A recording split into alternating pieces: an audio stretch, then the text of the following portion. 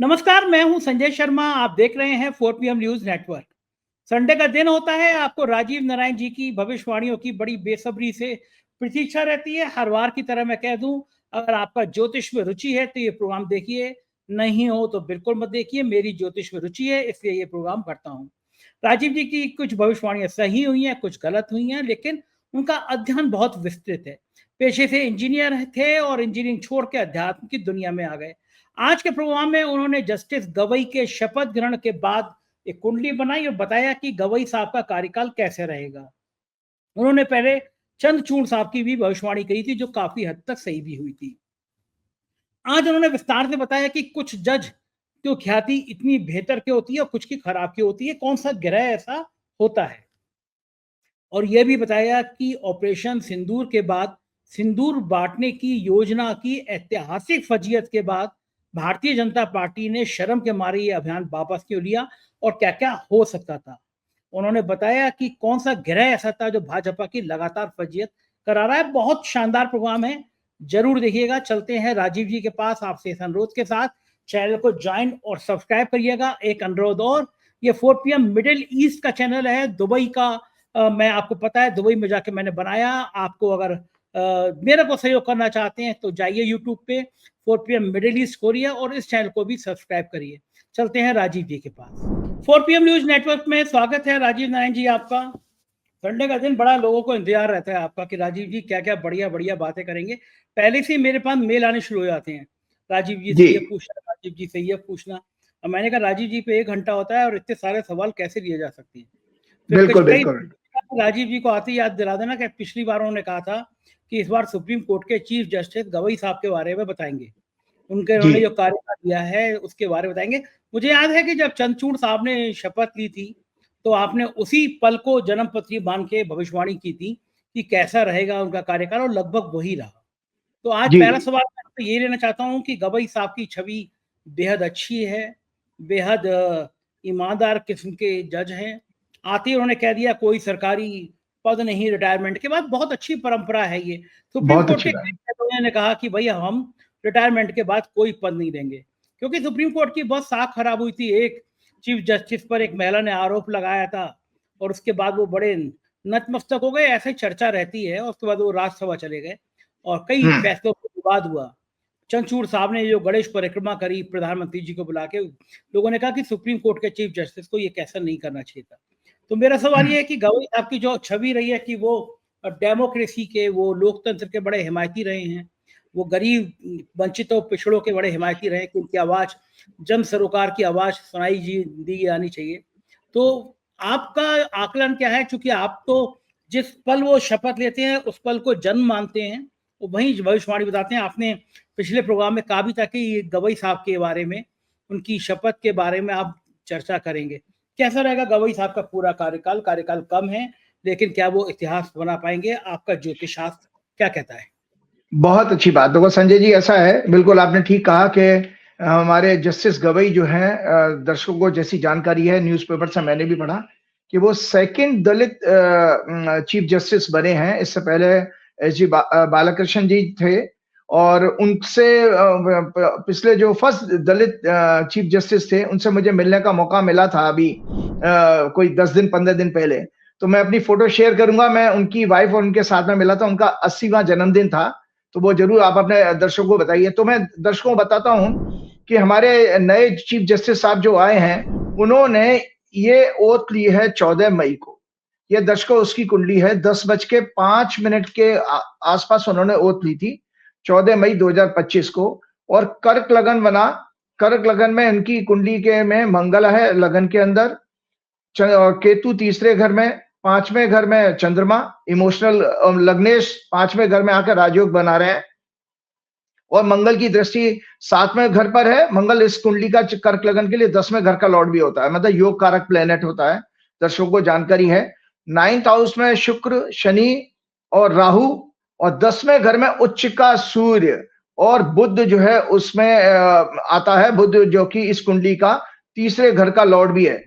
तो मैंने सबसे पहले ये इसमें राइटअप भी आप उस दर्शकों को दिखाइएगा, ये मैंने उसमें कमेंट भी लिखे हुए अपने हॉरोस्कोप में कि कि भाई इनका ये बड़ी एग्रेसिव अप्रोच रहेगी इस चीफ जस्टिस की। बेशक दर्शकों ये उनका 6 महीने का कारोबार क्या नाम है कार्यकाल है, लेकिन बेहद एग्रेसिव और बड़ा जो है इसमें क्या नाम है नैतिकता के मामले में मॉरलिटी और एथिक्स के ऊपर उनका कार्यकाल रहेगा, जैसे कि जो एज पर कॉन्स्टिट्यूशन का जो रेस्पेक्ट होता है। और 7th lord in 9th house indicates CJI will try to reestablish, ये क्या करेंगे कि CJI will try to reestablish the excellent image of Supreme Court in the eye of the people of India. He will focus better law and order and societal harmony in the country. He may try to remove the shortcomings in the laws of freedom of religion, life, and protection and protected. He will protect the fundamental rights of people. सबसे बड़ी बात, और 9th lord in 11th house indicates new laws protecting constitution. ये इसमें मैंने लिखा क्योंकि हमारा 9वां घर कॉन्स्टिट्यूशन का है। 11th हाउस जो होता है दर्शकों मंडे एस्ट्रोलॉजी के अनुसार वो नए लॉज का होता है।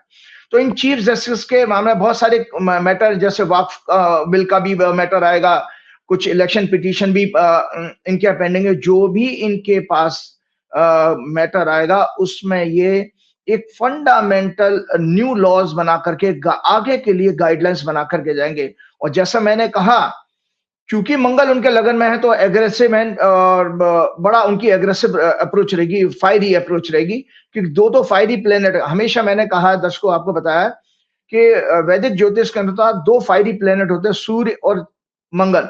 मंगल लगन में बैठा है, सूर्य उनके 10वें घर में है, जिस लगन में उन्होंने शपथ ली है। और उच्च का सूर्य वैसे भी डायरेक्शनल स्ट्रेंथ मिल जाती है, दिग्बली होता है। इस तरह से इन चीफ जस्टिस का कार्यकाल आने वाले कई सालों तक याद किया जाएगा। ये वो चीफ जस्टिस हैं, और इसीलिए देखिए उन्होंने सबसे पहला नैतिकता के नाम पर उदाहरण ये पेश किया कि उन्होंने कमिट किया कि भाई जो रिटायरमेंट के बाद हम कोई पद नहीं लेंगे। इससे पहले वे वाले चीफ जस्टिस साहब भी बहुत अच्छे थे, संजीव खन्ना जी, वो भी ट्रेंड सेट करके गए थे।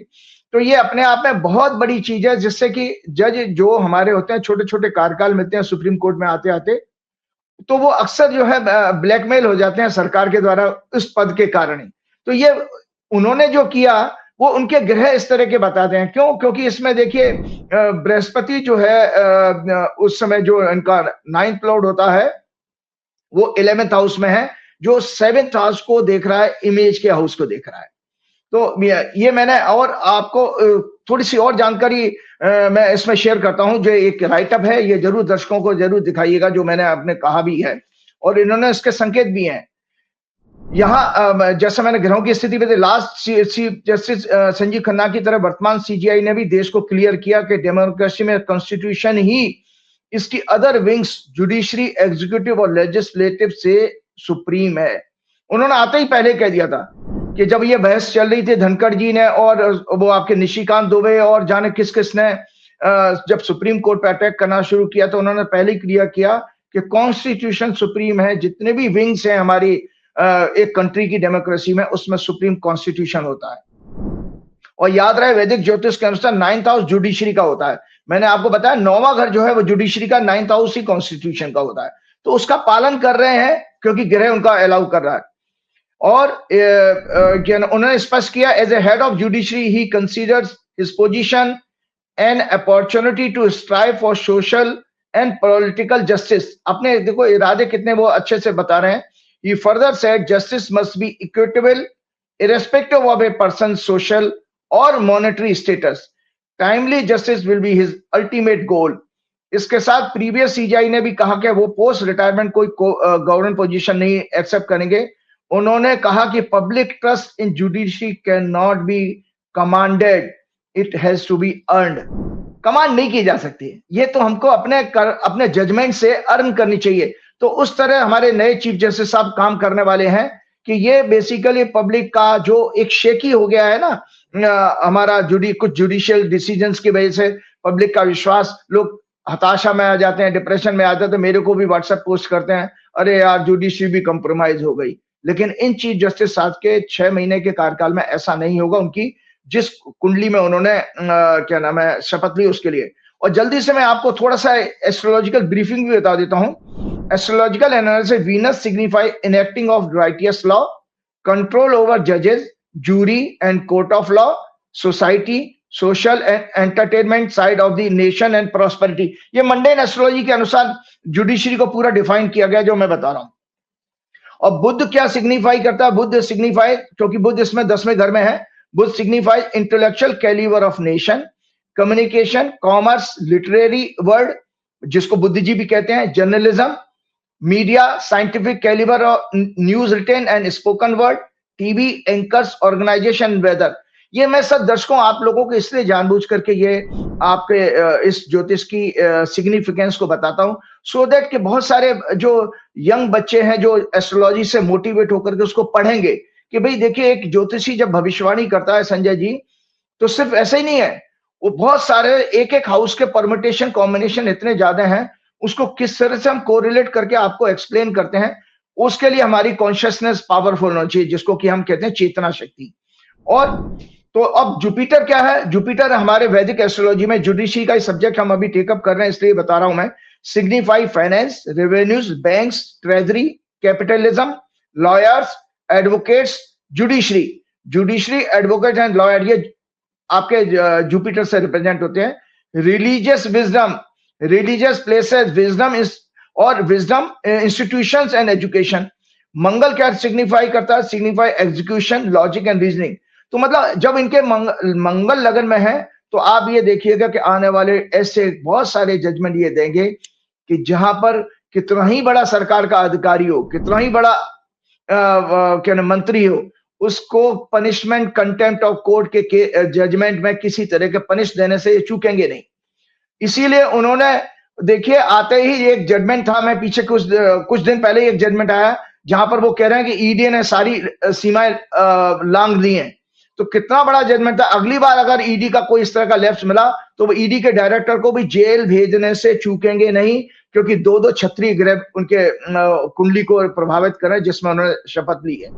यद्यपि इनका कार्यकाल सिर्फ 6 मंथ का है, ये 23 नवंबर को रिटायर हो जाएंगे, परंतु इनका ये स्मॉल टेन्योर श्रीमद् भागवत गीता के अनुसार, जो श्रीमद् भागवत गीता में भगवान ने कहा कि बड़े पदों पर, उच्च पदों पर राजा या महत्वपूर्ण व्यक्तियों को कैसा आचरण करना चाहिए, उसके अनुसार ये काम करेंगे। क्योंकि 5 में और इनकी इस कुंडली में, जो कुंडली मैंने दिखाई है, 5 में और लगन का एक्सचेंज आ रहा है, ये राजयोग होता है।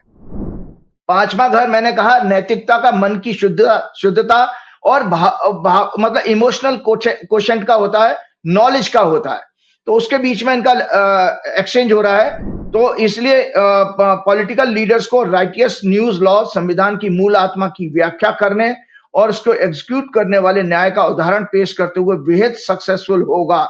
मैं इसमें बता रहा हूं कि श्रीमद् भागवत गीता के अनुसार इनका कार्यकाल समाज, देश, पॉलिटिकल लीडर्स को राइटियस न्यू लॉज, संविधान की मूल आत्मा की व्याख्या करने और उसको एग्जीक्यूट करने वाले न्याय का उदाहरण पेश करेगा। आने वाले समय में ये जुडिशियल सिस्टम में याद किया जाएगा। ये जन भावना के अनुसार नए righteous law, constitutional courts and others को रिफॉर्म करने का सक्सेसफुल प्रयास करेंगे। देश में धार्मिक उन्माद कम करने वाले रिलीजियस प्लेसेस को के बिफोर इंडिपेंडेंस के मूल रूप को बचाने का प्रयास करेंगे। जो बिफोर इंडिपेंडेंस जो हमारे जितने भी धार्मिक संस्थान हैं, उसके मूल को बचाने का ये अपने कार्यकाल में प्रयास करेंगे, क्योंकि उनकी कुंडली में इस तरह का योग है। जुडिशरी में करप्शन और डिले इन जस्टिस को दूर करके जुडिशरी में पब्लिक ट्रस्ट को रीएस्टेब्लिश करके छवि सुधारने का प्रयास करेंगे। इन्होंने अपनी भावना को स्पष्ट करते हुए पहले ही कह दिया, time for performance, audit of high court जजेस। उन्होंने पहले ही कह दिया कि now this is the time of performance, और ऑडिट करेंगे सुप्रीम कोर्ट। और इसके साथ सीजीआई ने स्ट्रॉन्ग ग्रहों के समय ली युद्ध के कारण अपनी वर्किंग का संकेत देना भी शुरू कर दिया है। कॉन्स्टिट्यूशन इज सुप्रीम, उन्होंने पहले कहा parliament has the power to amend the constitution. वो क्या कहते हैं? Parliament has the power to amend the constitution, but it cannot touch the basic structure of the constitution. आपके पास पावर है नए कानून बनाने के, लेकिन कॉन्स्टिट्यूशन के बेसिक स्ट्रक्चर को आप टच नहीं कर सकते। उन्होंने कितने क्लियरली डिफाइन कर दिया है ये। तो और क्या ना, which the basic structure doctrine holds that certain fundamental features of the Constitution, such as its supremacy, the rule of law, and independence of the judiciary, cannot be amended or abrogated by Parliament through a constitutional amendment. ये supremacy जो supreme court के, उसको आप parliament में किसी अध्यादेश या किसी कानून के द्वारा नहीं आप बदल सकते हैं. ड्यूरिंग ए हियरिंग के case of Tamil Nadu government, SC said thrice, 3 बार कहा in the court to the centre government that ED crossing all limits, 3 बार कहा था, and stage the prove against a corporation, जिस कॉर्पोरेशन के खिलाफ उन्होंने जो ईडी जो है जांच कर रही थी.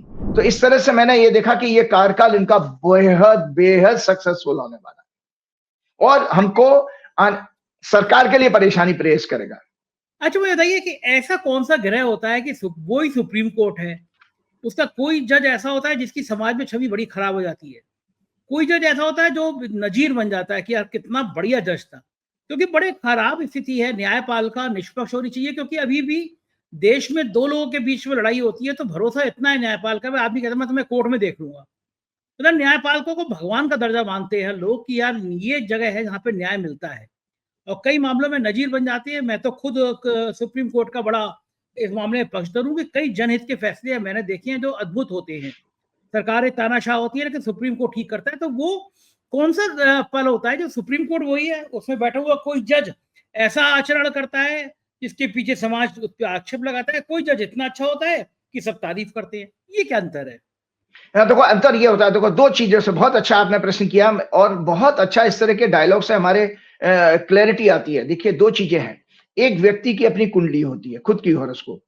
अब मेरे पास उनकी खुद की बर्थ डिटेल तो है नहीं, तो मेरे पास क्या कि जिस समय हम कोई कार्य शुरू करते हैं, हमेशा हमने आपके प्रोग्राम में कहा इसको फ्री विल कहा जाता है. भगवान, देखो 2 स्कूल ऑफ थॉट हैं. एक तो ये कहता है कि प्रारब्ध को बदला नहीं जा सकता, और हॉरोस्कोप कोई भी दर्शकों जो होता है वो आपका प्रारब्ध है. अंग्रेजी में इसको डेस्टिनी कहते हैं. It can not B change. लेकिन नहीं, दूसरा स्कूल ऑफ थॉट ये कहता है, गीता भी कहती है कि एक फ्री विल दी है भगवान ने. फ्री विल कहते हैं कि हम अपनी इच्छा से कुछ इसमें बदलाव ला सकते हैं, मतलब अपनी सफरिंग को कम कर सकते हैं या अपनी अचीवमेंट को बढ़ा सकते हैं. वो कैसे? काल का सम्मान करके. काल का सम्मान करके, काल मतलब समय, उसी को मुहूर्त कहा गया. तो उस फ्री विल क्या कहलाती है संजय जी, कि एक व्यक्ति किसी, उसकी कैसी ही कुंडली खराब हो, लेकिन आपने किस समय कौन सा कार्य शुरू किया, तो उस समय उसकी सक्सेस और फेलियर वहीं फिक्स हो गई उस कार्य के लिए. जैसे कि आपने कोई मूवी लॉन्च करी और मूवी लॉन्च करने पर अगर वो समय ठीक नहीं है तो वो मूवी पिट जाएगी, चाहे जितना मर्जी आपने अच्छा काम किया हो. तो 2 चीजें हैं. अब यहां पर नफा नुकसान का जो क्वांटम है वो कैसे फिक्स होगा? मान लीजिए आपकी कुंडली में अच्छी दशा चल रही है तो ज्यादा बड़ा नुकसान नहीं होगा, होगा नुकसान जरूर, क्योंकि आपने गलत समय पे जो कार्य किया उसका आपको दंड तो भोगना पड़ेगा.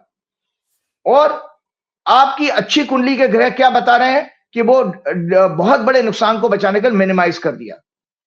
इसी तरह से अगर आपने कितने ही अच्छे स्टार्स हों और गलत समय पर करेंगे तो ये आपको फेलियर देखना पड़ेगा. तो मैंने यहां पर ये देखा कि जो ओथ ली जाती, हालांकि जो उन्होंने बेचारों ने कोई अपना क्या नाम, अपनी मर्जी से तो उन्होंने ओथ नहीं लियो. ये तो ग्रहों की गणना है. बीइंग ए ज्योतिषी मेरा काम था, मुझे देखना था, और मैंने आपके सामने, देश के सामने एक उनकी एनालिसिस दी कि ये सीजीआई का ऐसा कार्यकाल होगा. जैसे कि उदाहरण के तौर पर इसी बात को स्पष्ट करते हुए मैं आप लोगों को बताता हूं कि आपको याद होगा कि मैंने डोनाल्ड ट्रंप की ओथ की भविष्यवाणी की थी. डोनाल्ड ट्रंप की ओथ की भविष्यवाणी की थी कि भाई ये आदमी किस तरह का बिहेव करेगा. तो यहां पर आ गया ना काल की बात कि डोनाल्ड ट्रंप एक बहुत बड़े आदमी है, दूसरी बार प्रेसिडेंट बन के आए, बहुत जबरदस्त बम्पर विक्ट्री मिली, लेकिन उनका जो कार्यकाल है लगभग आप फरवरी, मार्च, अप्रैल, मई और मतलब 4 महीने से ऊपर हो गए हैं. अब वो किस तरह का पूरी दुनिया भर में वो उन्होंने उथल पथल मचा रखी है. तो वो गलत समय के शपथ लेने के कारण, क्योंकि उस समय उनकी जो ग्रहों की स्थिति थी वो बहुत अच्छी नहीं थी. तो इसी बात को मैं आगे बढ़ाते हुए ये बता रहा हूं कि ये देखिए, ये डोनाल्ड ट्रंप ने जब ओथ ली थी, ये वाली कुंडली है.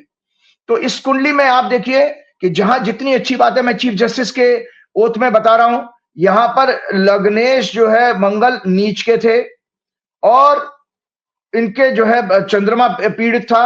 इस कुंडली का। और इसमें जो है ये भी बेसिकली अहंकारी इतने ज्यादा कि मंगल सूर्य चौथे और 10वें घर की दृष्टि चौथे और 10वें घर में बैठे हैं। तो ये केवल और केवल गलत समय पर किए हुए कार्य का परिणाम है कि जो हमको अलग अलग रिजल्ट दिखाई देते हैं, अलग अलग रिजल्ट दिखाई देते हैं। राजीव जी, कुछ लोग कहते हैं कि जब आप घर से बाहर कदम रखें या कहीं अच्छे काम के लिए जाएं तो आपकी अगर दाईं नाक से नाक चल रही हो, वायु ले रहे हो आप, तो शुभ होता है, बाईं आंख से नहीं होता। ये इस तरह का भी कोई प्रावधान है क्या ज्योतिष शास्त्र में?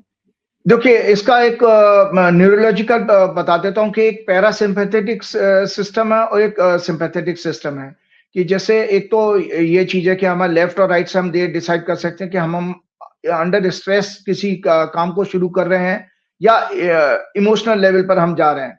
तो वो चीज है। अदरवाइज इसमें एक प्रश्न कुंडली बनती है। जो लोग पहले के ज्योतिषी होते थे, वो जिस समय आपकी लेफ्ट राइट अगर नोज आपकी एक्टिव है तो उस दौरान एक हॉरोस्कोप बन जाता था। उस हॉरोस्कोप में प्लेनेटरी पोजीशन पता लग जाती थी। तो आप इसको कार्य सिद्धि कहते हैं, मतलब किसी काम को सिद्ध करने के लिए आप निकल रहे हैं। जैसे कि आप मान लीजिए एक कॉन्ट्रैक्ट साइन करने जा रहे हैं, तो कॉन्ट्रैक्ट साइन करने जा रहे हैं, तो जो व्यापार के लिए जा रहे हैं कॉन्ट्रैक्ट साइन करने जा रहे हैं, तो उसका हॉरोस्कोप में 7वां घर होता है।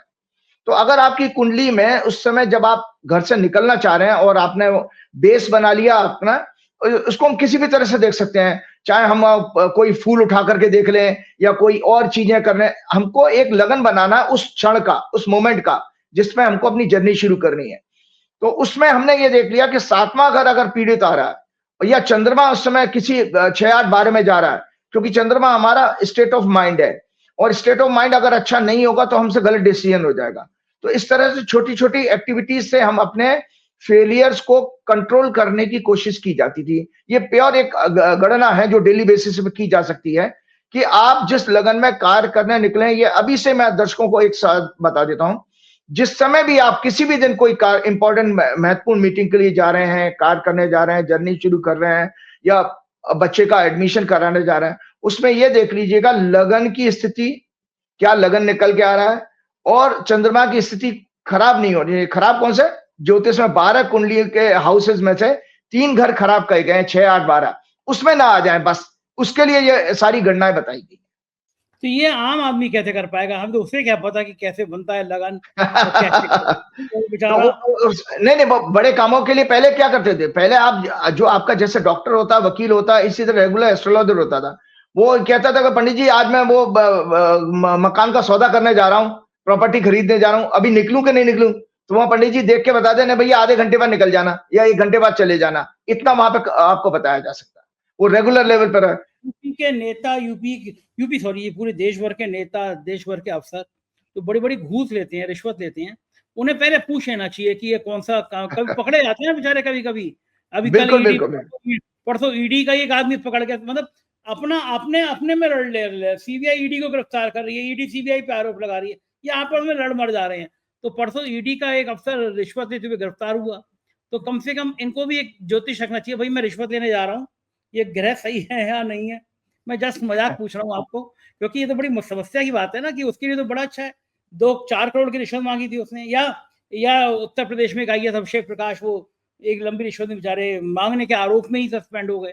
तो वो जो है इस तरह के अफसरों की भी अपनी जन्मपत्री होनी चाहिए कि भाई ये लंबा खेल हम खेलने जा रहे हैं, तो इसमें हम ग्रह देख लें।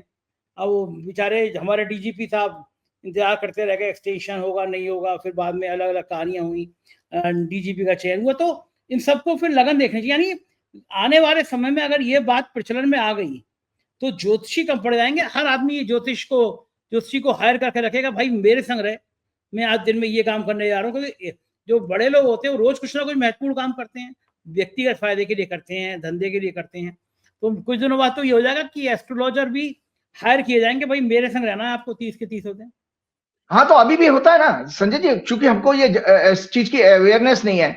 आपके जितने भी स्टॉक मार्केट के बड़े बड़े जो ब्रोकर्स हैं, बॉम्बे में बैठे हैं बड़े बड़े ब्रोकर्स, वो लोग अपने पैनल में एस्ट्रोलॉजर रखते हैं। वो एस्ट्रोलॉजर बताते हैं कि किस समय सौदा उठाना है और किस समय सौदा काटना है, बेचना है। अच्छा, वो बिना यस भाई, वहां पर लाखों करोड़ों का वारे न्यारे हो रहे हैं, उनको प्रिकॉशन ये लेते ही लेते हैं। और पूरी पक्की साइंस है। देखिए पहले के टाइम में क्या होता था कि ये बातें हैं तो पुरानी, तो उस समय एस्ट्रोलॉजी पढ़ते सब थे, गुरुकुल में पढ़ाई होती थी, तो गुरुकुल में रेगुलर सब्जेक्ट होता तो सब पढ़ते थे ज्योतिष। एस्ट्रोलॉजर कोई प्रोफेशनल बनेगा वो अलग ग्रह योग है, लेकिन पढ़ने से क्या आपको थोड़ी बेसिक जानकारी तो होती थी कि इतना तो आप आजकल ऐप है, आप ये देख सकते हो कि मेरा चंद्रमा खराब तो नहीं आ रहा, तो थोड़ा बच सकते हो और करके देखिए। सबसे बड़ी बात है कि इसको करके देखिए। मैं तो बहुत लोग मेरे से पूछते हैं, जैसे शादी की तारीख निकालना, जो जब मैरिज की डेट वगैरह फिक्स किया था, तो मैं बकायदा कुंडली को और पंचांग के मुहूर्त को लेकर के उसको कंबाइन स्टडी करके बताता हूँ, क्योंकि पंचांग में जो भी मुहूर्त दिए हैं वो दुनिया भर के लिए दिए हैं, लेकिन संजय शर्मा के लिए कौन सा मुहूर्त है वो संजय शर्मा की कुंडली को क्लब करके देखा जाएगा, उसके बाद ही वो जो है एक लंदन से बड़े बिजनेसमैन है, वो मुझे 3 मेल कर चुके हैं। वो ये जानना चाहते हैं कि राजीव जी इतने पॉपुलर हैं, पूरा देश, पूरे दुनिया के बड़े बड़े लोग उनको दिखाने आते हैं, अपनी जन्म पत्री पूछते हैं, तो राजीव जी भी तो बहुत पैसा होगा। अब ये सवाल मुझसे कई लोग पूछ चुके हैं, तो मैं उनसे क्या कहूँ कि राजीव जी अब बहुत सारा इनकम टैक्स देने लगे हैं। वो कह रहे हैं राजीव जी हमें मैंने कहा अगर ये सवाल ज्यादा फैल गया तो ईडी की रेट पक्का राजीव जी क्या होगी, क्योंकि मोदी जी तो इंतजार कर रहे हैं कि राजीव जी में पैसा इकट्ठा हो और हम इंक्वायरी शुरू कराएं। आप जैसा जैसा बोलते हो ना, तो मोदी जी तो इनकम टैक्स और ईडी को बता के बैठे होंगे कि राजीव जी को कौन कौन हायर कर रहा है, जरा बताओ कितना पैसा इकट्ठा हो गया। राजीव जी वाकई बहुत पैसा है आपके पास? नहीं, वो कोई पैसा नहीं है, वो तो मैं आपके प्रोग्राम में दिखा चुका था। जब कोविड के पीरियड में मेरे 86 रुपीज रह गए थे, जब मेरे खाते में इतने पैसे, बकायदा पीएनबी की पासबुक दिखाई थी। मुझे आपको परेशान करने का मन कर रहा है, इसलिए मैं आपको नहीं, दूसरा आपको पता है संजय जी, आपको ही आप ही के प्रोग्राम में मैंने कहा था कि भाई मैंने कहीं भी, देखिए मेरा किसी भी सोशल मीडिया प्लेटफॉर्म पे मेरा नंबर नहीं है। आप लोगों वो आपके ऑफिस में बेचारे तंग करते हैं लोग, बहुत सारे लोगों ने कहा आप मेरे रिसेप्शन पे बैठने वाली लड़की बेचारी, उसने लिस्ट, मैंने कहा लिस्ट बना दे। मुझसे एक दिन बड़ी रुआसी हो गई, सर कैसे लिस्ट बना दूं, रोज 30 लोगों के फोन आते हैं। मैं कहा पहले नाम और एड्रेस पूछ लिया कर। बोले 30-40 फोन रोज आते हैं, राजीव जी का नंबर दे दो, नंबर दे दो। अब मेरे पास भी इतने फोन आते हैं राजीव। अच्छा राजीव जी, आप ये हैंडल कैसे कर पाते हो, इतनी भीड़, इतने फोन नंबर हमसे लोग लेते हैं। जस्ट मैं ये इसलिए आप शो में बता दो कि लोग मुझे भी परेशान करते हैं। तो आपसे सवाल करने का तरीका क्या है, मतलब कैसे आदमी अप्रोच करे, आपको फोन करे, मेल करे, क्या करे? देखिए वो ऐसा है कि वो नंबर जो आपके यहाँ से दिया जाता है, उस नंबर को, वो व्हाट्सएप का नंबर है। तो मैं तो लोगों से कहता हूँ आप मुझे फोन मत करो, क्योंकि फोन उठाना देखिए संजय जी सबके लिए संभव नहीं है। और बहुत सारे लोग कहते हैं कि जैसा आप अपने प्रोग्राम में वो रिटन हॉरोस्कोप दिखाते हो, एरो बना के दिखाते हो, ऐसा भेजो। मैंने भैया मैं अकेला आदमी, मेरे पास कोई एम्प्लॉय नहीं है और मैं ये बिल्कुल काम नहीं कर सकता। हाँ, आपके क्वेश्चंस हैं, आप उनको आप पहले से तैयार कर लीजिएगा। जो भी आप किसी डॉक्टर के पास जाते हो, वकील के पास जाते हो, अपन भी परेशानी लेके जाते हो, वो समाधान करने के लिए मैं तैयार हूं एस्ट्रोलॉजी के बेसिस पर। या आप मेरी वॉइस को रिकॉर्ड कर सकते हो, अपना प्रूफ रखना है, आप मेरी वॉइस रिकॉर्ड कर लो। तो संजय जी मैंने किसी अपने ट्विटर, फेसबुक, किसी सोशल मीडिया प्लेटफॉर्म में मेरा कॉन्टैक्ट नंबर नहीं है।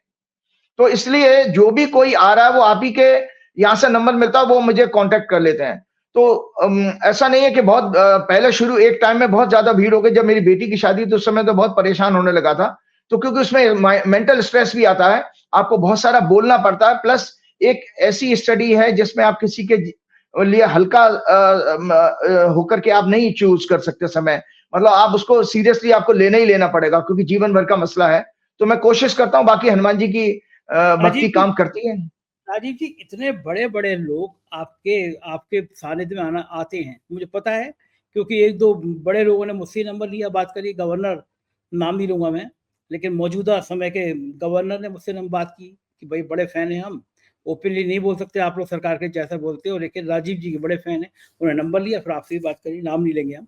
लेकिन बड़े बड़े पॉलिटिशियन जिनको मैं जानता हूँ, आपको लंच में बुलाया, आपके साथ भोजन किया, कोई ऐसा नहीं हो सकता कि आप मुझे अपना स्टैंड रख लो सिखा के, मैं ही इतने बड़े बड़े लोगों से मिल लिया करूंगा आपके वहां?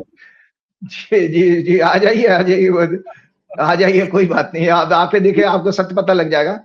लेकिन देखो संजय जी, ऐसा नहीं है, मैं कोई मूल रूप से मेरा कोई भी किसी तरह का लालच या पैसे की तरफ आकर्षण। मुझे तो आप चला नहीं सकते, क्योंकि फिल्म इंडस्ट्री के बड़े बड़े लोगों ने बात करी आपसे, मुझसे नंबर लिया, बड़े बड़े लोगों ने, बिग शॉट ने, नाम मैं किसी का नहीं लूंगा।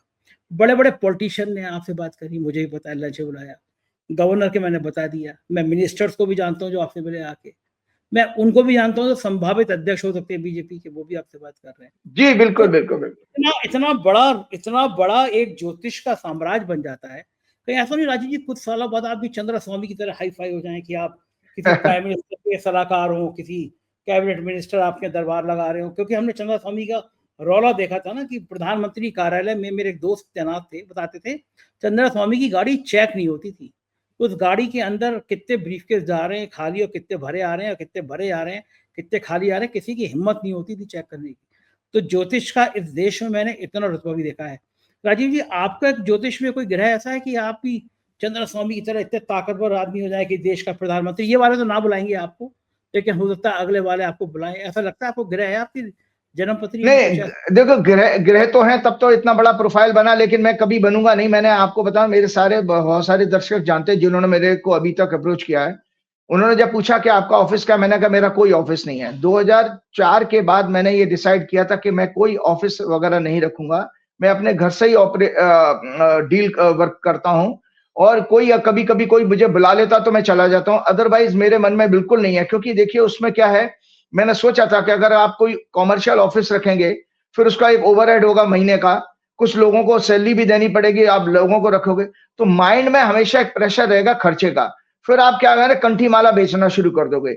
आप सोचिए, अगर 10,000 लोगों ने अभी 2 साल से ज्यादा आपके साथ बातचीत करते हुए लोगों ने मुझे अगर अप्रोच किया होगा, वो जानते हैं कि मैं कभी किसी को नग या अंगूठी सजेस्ट नहीं करता हूं, क्योंकि वो सब मैं व्यक्तिगत रूप से सब देख चुका हूं कि मेरे हाथों में कोई भी अंगूठी वगैरह नहीं है, कि ये सब काम नहीं करती है। मैं किसी को धोखा नहीं दे सकता।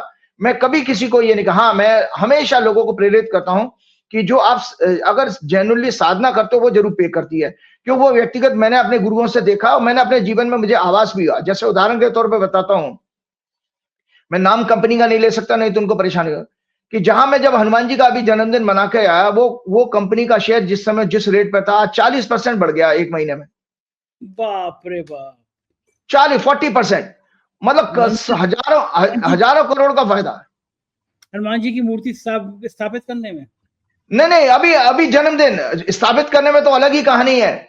जब स्थापित हुआ था 6 अप्रैल 2023 को, जब स्थापित हुआ था तो अलग कहानी। लेकिन मैं अभी देख रहा हूं, मैं देख रहा था कि उस समय जब वो कंपनी का शेयर जो रेट पर था उससे 40% बढ़ गया। कल की फ्राइडे की रेट बता। तो हम देखें 1 महीना हुआ है। अब आप देखिए कि ये हनुमान जी की कृपा नहीं है क्या? तो भगवान जो है सच्ची भक्ति की, सच्ची सेवा की बिल्कुल पूरा आशीर्वाद देते हैं। ये इसलिए प्रत्यक्ष उदाहरण।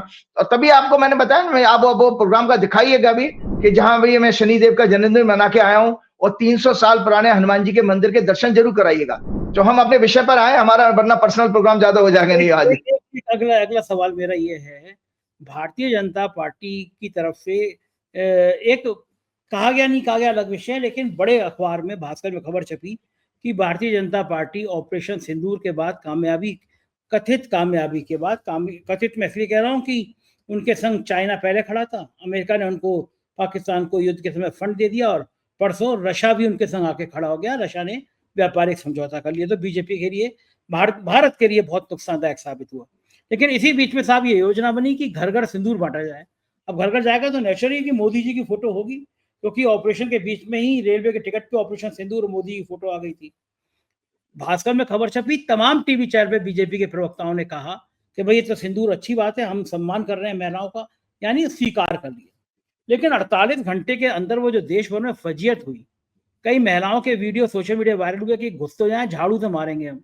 ये कौन होते हैं हमें सिंदूर देने वाला? सिंदूर पति देता है हमारा, या कि कोई भी ऐरा गहरा? और महिलाओं ने कई जगह तो वीडियो ये वायरल हुए कि भारतीय जनता पार्टी के 1 महीने के अंदर नेताओं के इतने अश्लील वीडियो आ गए हैं, थोक में आ गए हैं।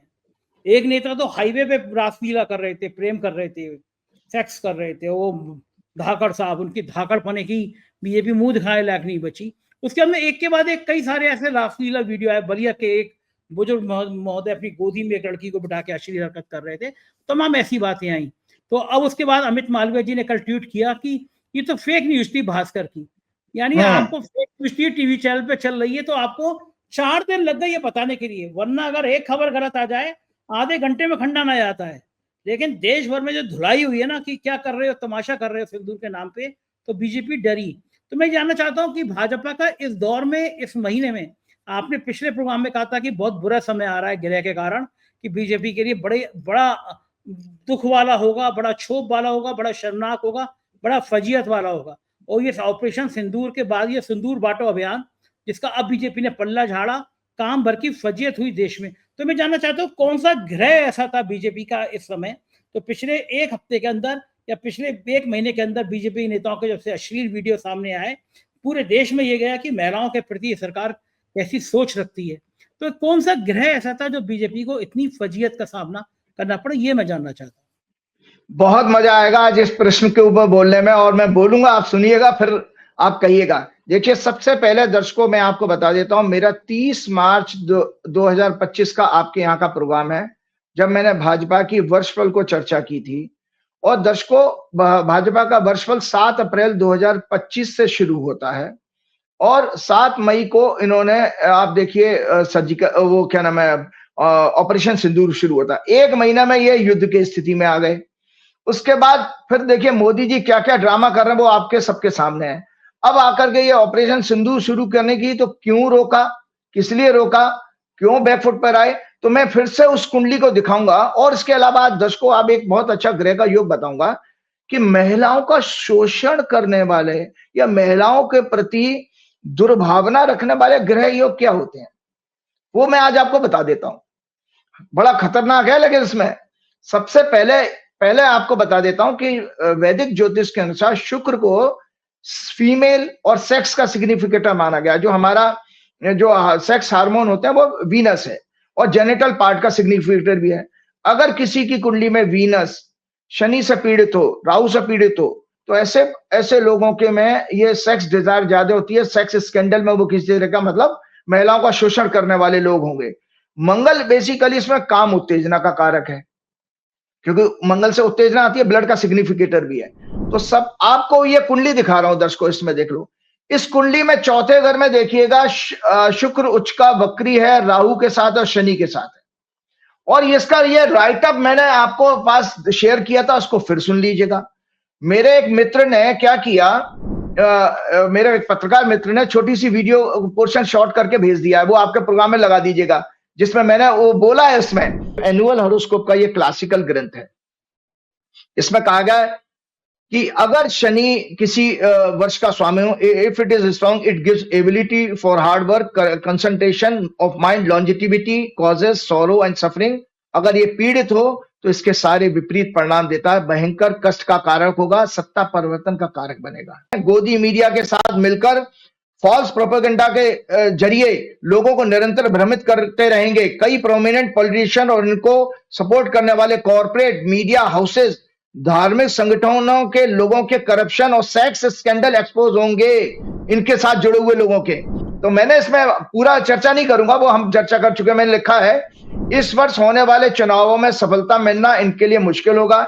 ये देश में धार्मिक दंगे कराने, गोदी मीडिया के साथ मिलकर फॉल्स प्रोपेगेंडा करके लोगों को निरंतर भ्रमित करेंगे। कई प्रोमिनेंट पॉलिटिशियन और इनको सपोर्ट करने वाले कॉर्पोरेट मीडिया हाउसेस, धार्मिक संगठनों के लोगों के करप्शन और सेक्स स्कैंडल एक्सपोज होंगे। ये मैंने कहा था। तो ये कब कहा था, ये मैंने ट्वीट भी किया था कि जब वो 4 लोग पकड़ गए, एक महानवा सड़क पर ही लग गए जानवरों की तरह से, दूसरे वो गोदी में बैठा गए, पार्टी दफ्तर में ही हो रहा है।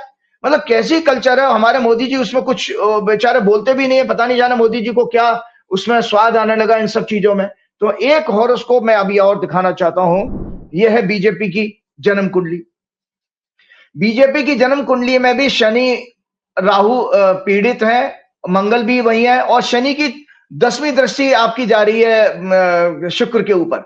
शनि के शुक्र इसमें 12वें घर में है, तो ये भोग विलासता की हॉरोस्कोप ये भी बता रहा है, इसके अंदर भी भोग विलासता आ रही है। और इसके अलावा एक और हॉरोस्कोप मैं आपको दिखाता हूं, जो क्या नाम है, बड़ी चौंकाने वाली है कुंडली, इंडिया के चार्ट में भी है। बेसिकली हमारे भारतवर्ष में भी एक गड़बड़ी है कि शुक्र और शनि तीसरे घर में इकट्ठे हैं, तो लिहाजा हम ये देखते हैं कि हमारे यहाँ भारतवर्ष में कैसे महिलाओं का सम्मान होता है, ये अब किसी से छिपा नहीं है संजय जी।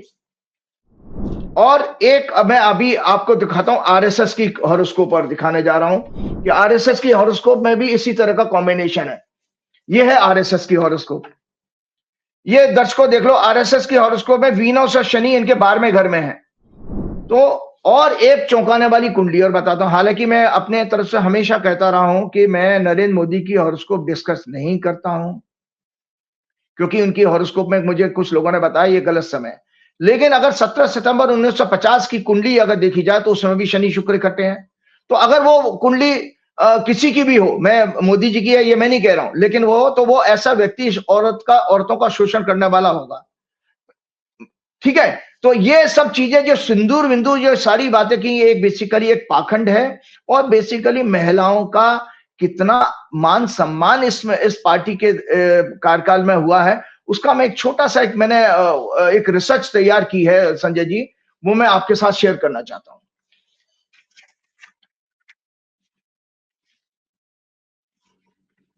ये गजब गजब जगह से आप निकाल लाते हैं चीजें, कौन सा ग्रह कैसे इकट्ठा हो जाता है, ये सभी नेता परेशान होते होंगे। हम तो इतना छुप के बंद कमरे में काम करते हैं और राजीव जी को सब पता चल जाता है, उनको भी समझ में नहीं आता कि ये ग्रह कहाँ से इकट्ठे कर लाते हैं आप सारे। ये किसकी जन्म पत्रिका किसकी दिखा रहे हैं अब आप? ये तो मैं आपको दिखा रहा हूँ, ये आप सुन लीजिए। मैंने अपने भाजपा की हॉरोस्कोप को डिस्कस करते हुए मैं दर्शकों को बता रहा हूँ, ये मेरा राइटअप है और मैं शेयर करूंगा आप लोगों के साथ में, कि उसमें डेटा भी है कि मोदी जी का सिंदूर प्रेम कितना सच्चा है और कितना ये महिलाओं का मान सम्मान करने वाले हैं। इससे आप लोगों को इसके आप लोगों की आंखें खुलेंगी। मैंने भाजपा की हॉरोस्कोप को डिस्कस करते हुए अपने लगभग अपनी सभी प्रोग्राम में कहा कि इनकी हॉरोस्कोप में सेक्स यानी फीमेल का सिग्निफिकेटर वीनस शनि से, जो कि वक्री, मंगल और राहु से तीसरे घर में, थर्ड हाउस होता है संजय जी मानसिकता का, मेंटल इंक्लिनेशन का, आपकी मानसिकता क्या है। कुकर्म करने का साहस भी थर्ड है, साहस भी है, दुस्साहस भी है, साहस भी। अगर पीड़ित हो तो कुकर्म करने का दुस्साहस, मतलब उसके लिए भी तो करेज चाहिए गलत काम करने के लिए, कि वो महोदय हाईवे पे ही लग गए तो वो दुस्साहस नहीं था क्या। तो मैं पीड़ित होकर अपनी 10वीं दृष्टि से शुक्र, जो कि भोग 12वें घर में, 12वां घर होता भोग विलासता का, पीड़ित कर रहा। अतः ये पार्टी आज ही नहीं भविष्य में कभी भी महिलाओं का सम्मान और रक्षा नहीं कर पाएगी, बल्कि मुगलों की तरह, मैं आज बहुत बड़ी बात कर रहा हूं, जैसे मुगल लोग और लेडीज को भोग की वस्तु मानते थे, तो इनकी सोच भी लगभग उसी तरह की है कि ये पार्टी आज ही नहीं भविष्य में कभी भी महिलाओं का सम्मान रक्षा नहीं कर पाएगी, बल्कि मुगलों की तरह फीमेल को भोग की वस्तु समझेगी। आरएसएस की कुंडली में, डोनाल्ड ट्रंप की कुंडली में भी है। आप देखिए, आपको दर्शकों मैंने कहा था कि वीनस शनि का कॉम्बिनेशन सबको दिखाऊंगा, ये डोनाल्ड ट्रंप की कुंडली है। डोनाल्ड ट्रंप की कुंडली में भी वीनस और शनि इकट्ठे हैं साथ साथ।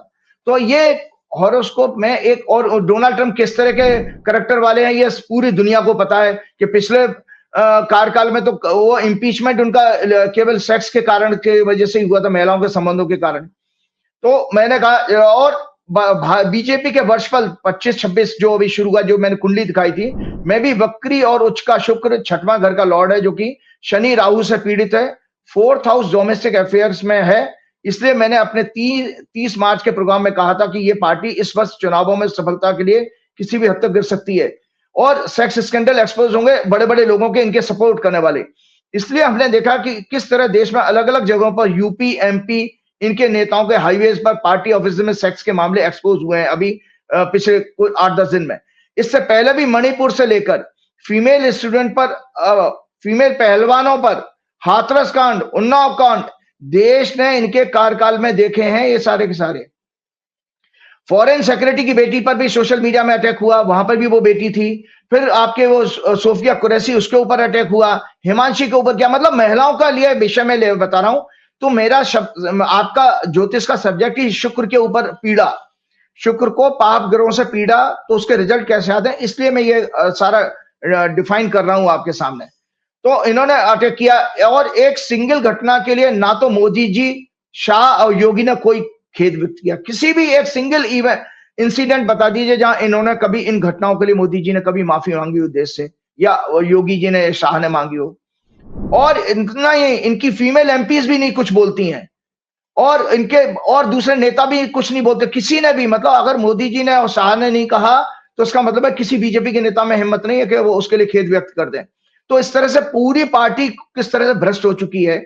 और हमारे को सबसे बड़ा दुखद बात यह है कि हमारी प्रेसिडेंट महिला है, लेकिन वो भी नहीं बोलती है। आप देखिए बंगाल में वो एक यूनिवर्सिटी में कांड हुआ था, मेडिकल कॉलेज, तो हमारे राष्ट्रपति संसद में अभिभाषण के समय बोल रही हैं, लेकिन अपने पार्टी के कार्यकाल में कुछ नहीं बोलती हैं। और इनकी जितनी भी महिला आयोग की अध्यक्षा हैं वो भी नहीं कुछ बोलती हैं। वो नहीं अभी बोली, एक प्रोफेसर के ऊपर सोनीपत में उन्होंने केस डाल दिया, हमारे हरियाणा की फरीदाबाद की रहने वाली मैडम है वो जो हरियाणा महिला आयोग की अध्यक्ष है। लेकिन वो 4-4 केस पकड़े गए पार्टी दफ्तर में इधर उधर, उसके ऊपर कुछ नहीं बोली है। और जितनी भी इन बच्चियों की ट्रोलिंग, और अभी आपने देखा एक महाराष्ट्र में बेचारी एक स्टूडेंट को उन्होंने जेल में डाल दिया। इसी तरह 2-3 बरस पहले ना केरल में भी एक बच्ची को जेल में डाला था जो सुप्रीम कोर्ट से उसको बेल मिली थी।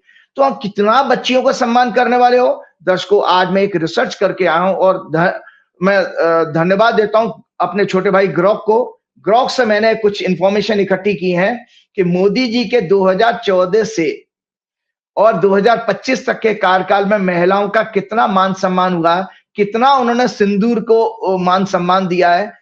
सिंदूर का अर्थ ही बेसिकली स्त्री से है, और क्योंकि उनके सौभाग्य और मांगल का प्रतीक होता है। और ये बात सच है कि चूंकि मैं विवाह भी कराता हूं, मैं मैरिज कराने भी जाता हूं, मैं जो अपने आचार्यों के साथ में, तो मुझे पता है कि किस तरह केवल पति जो है स्त्री के मांग में सिंदूर भर सकता है और कोई नहीं।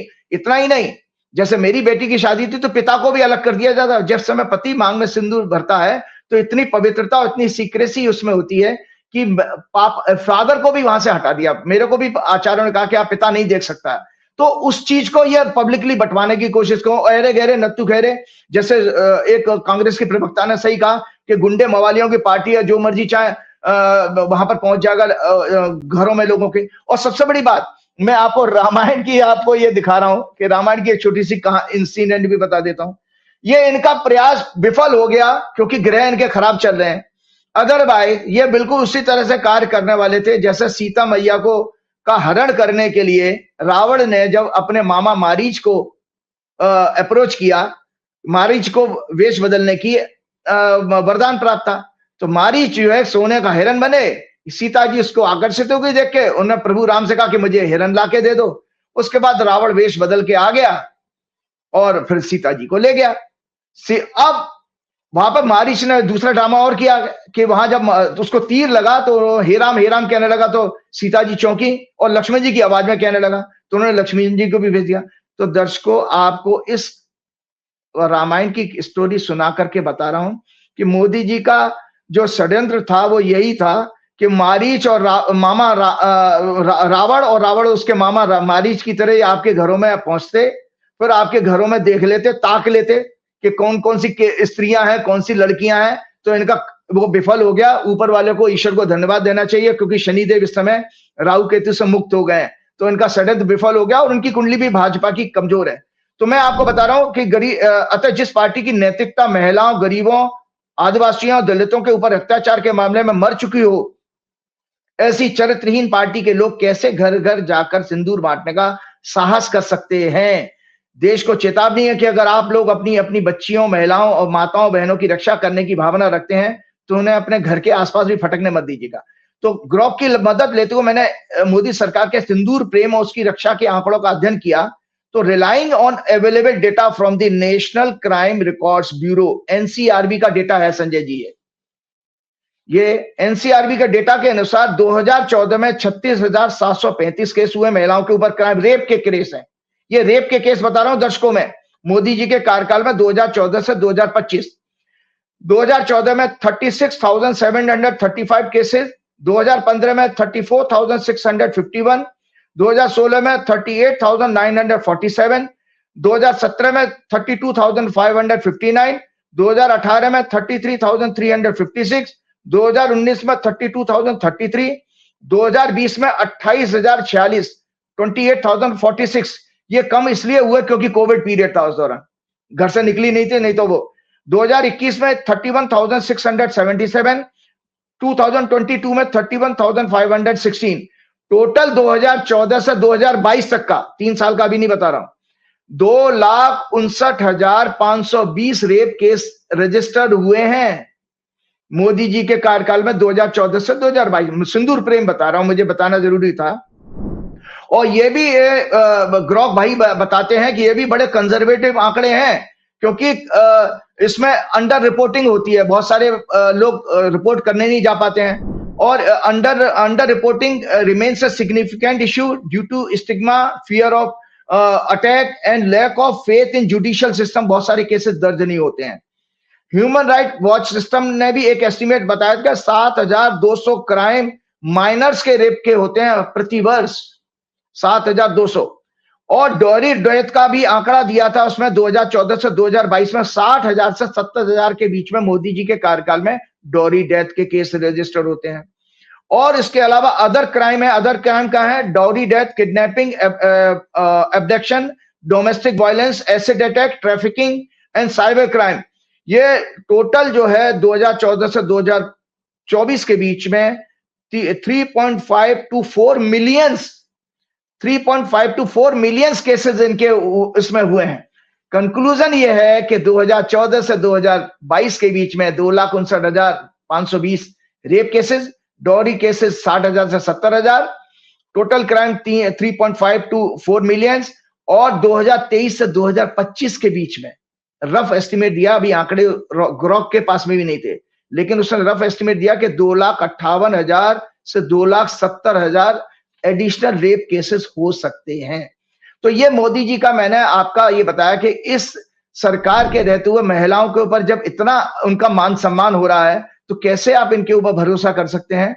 इनसे तो आप जितना बच के रहेंगे उतना ज्यादा अच्छा है। इसीलिए यही रीजन है कि तो संजय जी कि आपका जो है इनके भारत की जो है, और सबसे बड़ा बात इसको मैं देख रहा हूं कि इनको निरंतर इस चीज का ये फ्रस्ट्रेशन है कि जिस तरह से ये ऑपरेशन सिंदूर को इनकेश क्यों करना चाह रहे हैं, क्योंकि असली मूल घटना के लोगों को बचाने के लिए ये इस उन्होंने क्यों किया कि वहां पर देखिए कॉज क्या था उस घटना का, कि आप अपनी सुरक्षा नहीं कर पाए अपने नागरिकों की, उस घटना को रोक नहीं पाए, और उस घटना में मारे हुए लोगों को साथ क्या संवेदनाएं आपकी। तो मोदी जी का तो आपने देखा ही है, आज तक कभी वो किसी को गले लगाने जाते नहीं है। सबसे अच्छी बात ये हुई है कि राहुल गांधी के जाने के बाद, अभी मैं कल अखबार में पढ़ रहा था कि वहां कानपुर में शुभम त्रिपाठी कौन है उसके घर में गए थे ये, और अमित शाह भी अब राहुल गांधी के विजिट करने के बाद बॉर्डर एरिया में घूम के आए हैं किसी गुरुद्वारे में। तो अपनी नाकामियों को छिपाने के लिए इन्होंने ये षड्यंत्र रचा था जो एक्सपोज हो गया, और जिसकी वजह से इनको बैकफुट पे आना पड़ा। लेकिन चलते चलते एक बहुत अच्छी बात मैं आज शेयर करना चाहता हूं, ये तो खराब बातें हैं। आज मैं एक हॉरोस्कोप ये डिस्कस करना चाहूं राहुल गांधी की। मैंने आप लोगों को कहा भी था कि मैं राहुल गांधी की हॉरोस्कोप, मैंने आपके कुछ प्रोग्राम पहले कहा था कि राहुल गांधी के मई के महीने से बहुत अच्छे स्टार शुरू हो रहे हैं। दो लोगों के डिटेल वाली राहुल वाली अगले प्रोग्राम में करेंगे, आप संक्षिप्त बताइए। हाँ, मैं बिल्कुल डिटेल वाली अगले प्रोग्राम में करेंगे, लेकिन हाँ डिटेल वाली अगले प्रोग्राम में करेंगे। लेकिन मैं बता देता हूं, एक दर्शकों को बता दो कैसे हम लोग एस्ट्रोलॉजिकल रिसर्च करते हैं कि आज का ट्रांजिट की मैंने एक अलग कुंडली बना ली कि 1 जून 2025 को राहुल गांधी की कुंडली में ग्रह कैसे बैठे होंगे। लगन वही रखा 7 नंबर बना के। तो ये देखो राहुल गांधी की जन्म की हॉरोस्कोप है दर्शकों, जो डिटेल में अगले प्रोग्राम में। तुला लगन की कुंडली है, चंद्रमा इनके तीसरे घर में, 5वें घर में राहु है, ये फिर से देख लें, 5वें घर में राहु है, और 7वें घर में शनि है, जुपिटर इनके साथ लगन में बैठा है, मंगल सूर्य इनके 9th हाउस में है, बुध इनके 8वें घर में है, और केतु इनके 11वें भाव में, शुक्र लग्नेश होकर 10वें भाव में। तो संजय जी मैंने ये हॉरोस्कोप इसलिए बनाई है कि ये आज की स्थिति है जब हमारा प्रोग्राम हो रहा है राहुल गांधी। तो केवल दर्शक ये देखें राहु की महादशा चल रही है, दर्शक ये देखें जो पिछली कुंडली और इस कुंडली में दोनों आप अपने ऑफिस में बोलिएगा एक साथ लगा देंगे कि राहु उसी पोजीशन पे आ गया जहां उनका जन्म का राहु था 1970 में। तो आपको जानकारी अगले प्रोग्राम में डिटेल बात करेंगे इसमें। तो मैं आपको बता दूं कि ये अगर चांस मिलता, तो मैंने इसमें कमेंट लिखा है, यहां देख लीजिएगा, डिटेल में हम करेंगे। अगर ये ने चांस मिलता तो ये मोदी जी से अच्छे नेता और पीएम प्रूव होते। सुपर डिप्लोमेटिक सक्सेस इनको मिलती और उनका करेज इनके साथ होता। मैंने अपने प्रोग्राम में भी कहा था 19 मई के बाद पॉलिटिकली राहुल गांधी का एक्सीलेंट टाइम शुरू हो रहा है। World politics as well as national politics में ये नरेंद्र मोदी से बहुत ज्यादा सक्सेसफुल, और उनका नेम फेम भी नरेंद्र मोदी से ज्यादा होगा। इसके साथ चलते चलते मैं अपना प्रोग्राम समाप्त करना चाहूंगा क्योंकि आज पूरा वक्त हो गया हमारा। तो श्री गुरु चरण सरोज रज निज मन मुकुर सुधार, वर्णव रघुवर विमल जसु जो दायक फलचार, बुद्धिहीन तनु जान के सुमरो पवन कुमार, बल बुद्धि विद्या देव मोह हरऊ कलेश का। जय श्री राम, जय हिंद। बहुत शुक्रिया राजीव जी। देखा आपने, ये थे राजीव नारायण जी, और मुझको यकीन है बातचीत आपको पसंद आई होगी। आपके प्यार भरे कमेंट का मुझे इंतजार रहेगा, ये मेरे लिए बड़ा हौसला बढ़ाता है। जरूर बताइएगा कैसा लगा प्रोग्राम। शुक्रिया, थैंक यू।